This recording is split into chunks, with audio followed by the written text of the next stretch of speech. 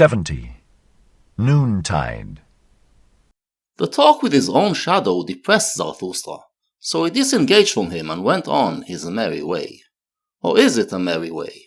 Can he snap out of the depression and find his usual merriment again?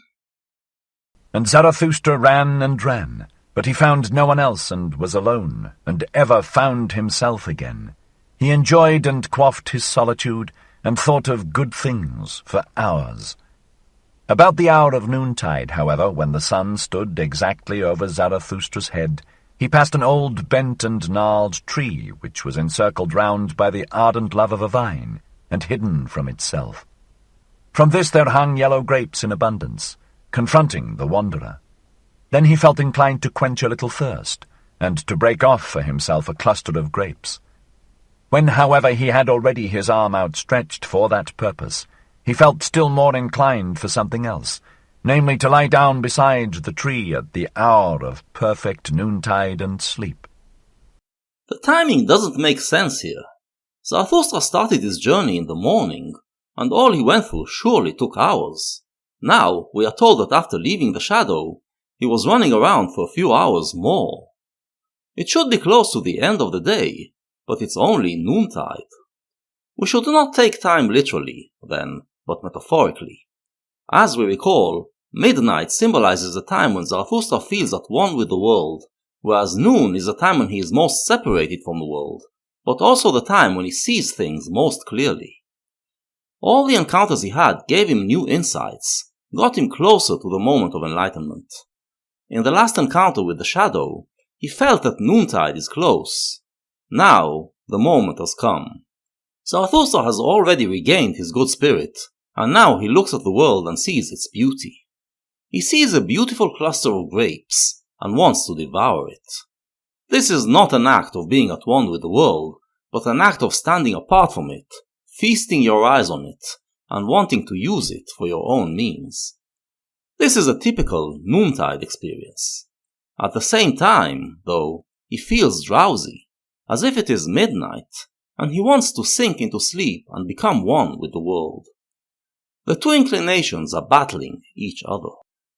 This Zarathustra did, and no sooner had he laid himself on the ground in the stillness and secrecy of the variegated grass than he had forgotten his little thirst, and fell asleep.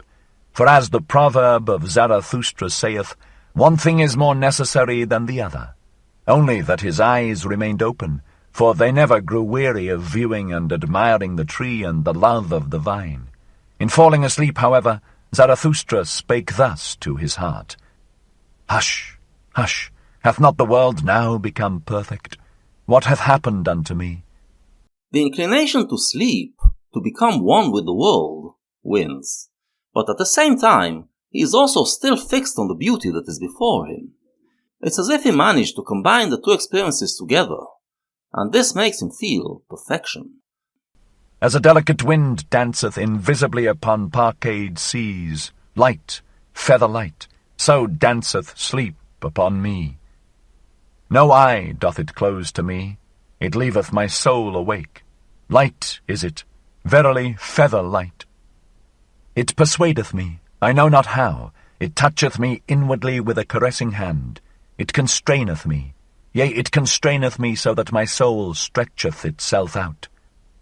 How long and weary it becometh my strange soul! Hath a seventh day evening come to it precisely at noontide? Hath it already wandered too long blissfully among good and ripe things? He is in a state of sleeping without losing awareness of his surroundings, a very light sleep. Thus, he manages to achieve a perfect balance of sinking into the world and becoming one with it, but without forgetting himself. He realizes that this blessed state is the reward for all the enriching experiences he had in his life. It stretcheth itself out long, longer. It lieth still, my strange soul. Too many good things hath it already tasted. This golden sadness oppresseth it. It distorteth its mouth. His soul has grown weary of all the good and happy things. We've heard him make a similar complaint in the Night Song, where he felt that his constant happiness leaves him with nothing to strive for. Back then, it led to a crisis, which was pivotal to the spiritual journey we saw him go through. Here, there is no crisis. He speaks of this weariness as a form of sadness, but it is a golden sadness, because he realizes that this overabundance of good things makes his soul rich, and it is this luxuriance that allows it to occasionally sink into those blissful moments. As a ship that putteth into the calmest cove, it now draweth up to the land, weary of long voyages and uncertain seas. Is not the land more faithful? As such a ship huggeth the shore, tuggeth the shore, then it sufficeth for a spider to spin its thread from the ship to the land. No stronger ropes are required there. As such a weary ship in the calmest cove, so do I also now repose, nigh to the earth, faithful, trusting, waiting, bound to it with the lightest threads.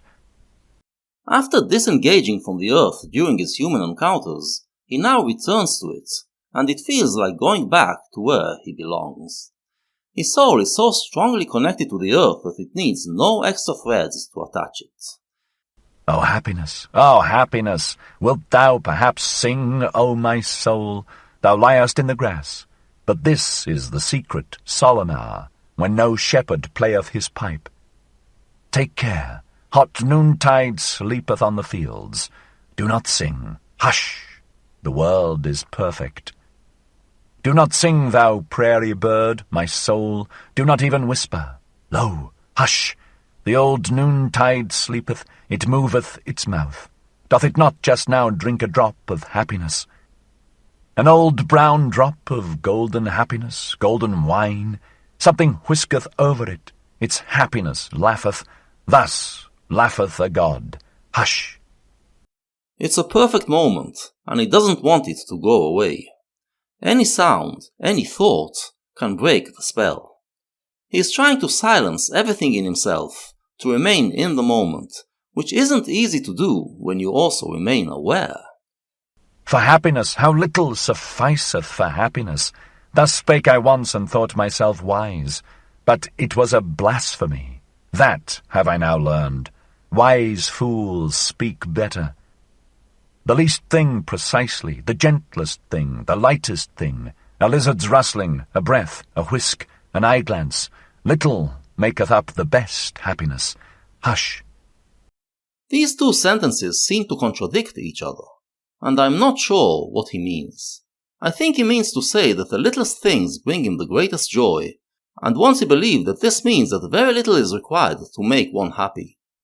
But now he realizes that a lot is required to achieve a state of happiness, and only when you achieve that state, when you become one with the earth, do the littlest things in this world bring you the greatest joy, as they make you appreciate how diverse and beautiful your domain is. What hath befallen me? Hark! Hath time flown away? Do I not fall? Have I not fallen? Hark! Into the well of eternity. What happeneth to me? Hush! It stingeth me, alas, to the heart. To the heart! Oh, break up, my heart after such happiness, after such a sting. What? Hath not the world just now become perfect, round and ripe? Oh, for the golden round ring, whither doth it fly? Let me run after it, quick. Hush! And here Zarathustra stretched himself and felt that he was asleep. He feels his heart breaking and gushing with love. This heartbreak is what was missing in all those years when he was sitting alone in his cave. The sadness that was put in his heart by the humans he met today, it seems, has given it the ability to break again, making the experience even more powerful.